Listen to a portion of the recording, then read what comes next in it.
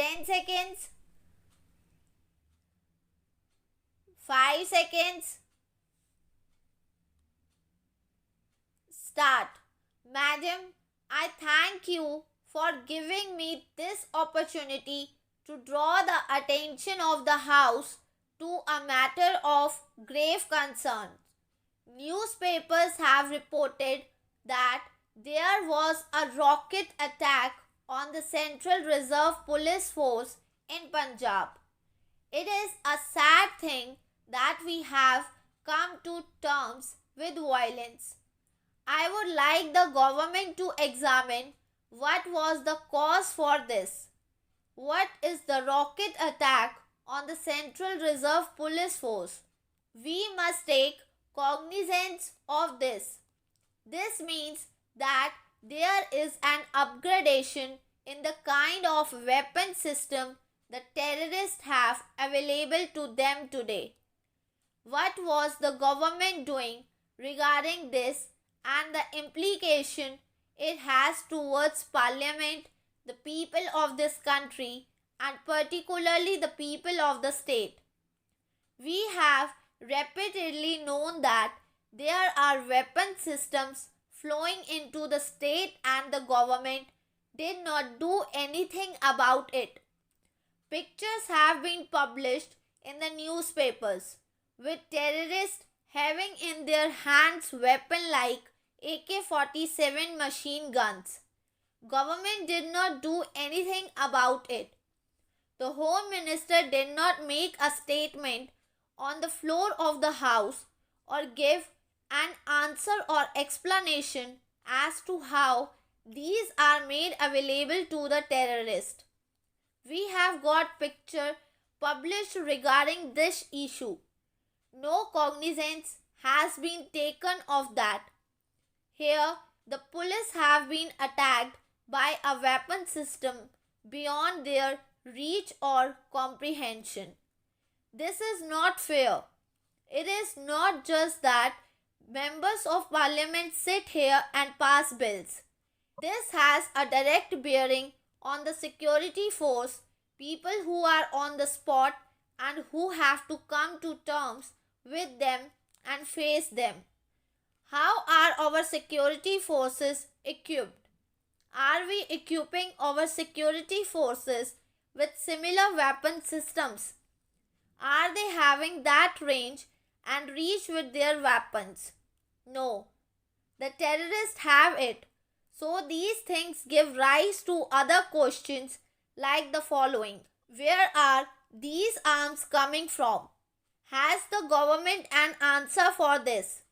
Are they making an effort to learn about it? Will they be able to answer this House about it?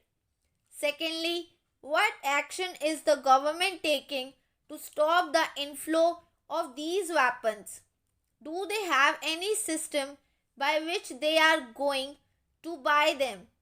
What is disturbing is that this House had to empower the government with Article 249. Madam, the Sports Ministry has recently issued certain guidelines to the national federations. Most of these guidelines are good and positive and some need review. For various schemes, for coaching camps, for national meets, the government is giving not rupees 10,000 as before but rupees 50,000. It is good. All the international meets organized by the Sports Federation are going to be well funded.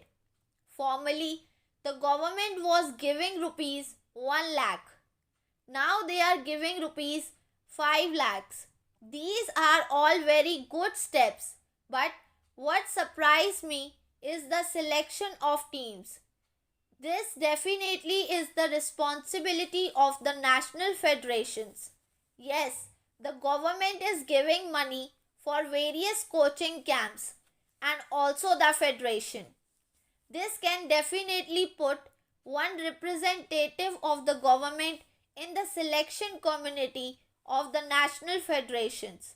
But unfortunately, what the guidelines are doing As far as the selection of the team is concerned, is that in the entire selection committee they propose to have only one member of the federation. Only the president of the federation will be on the selection committee.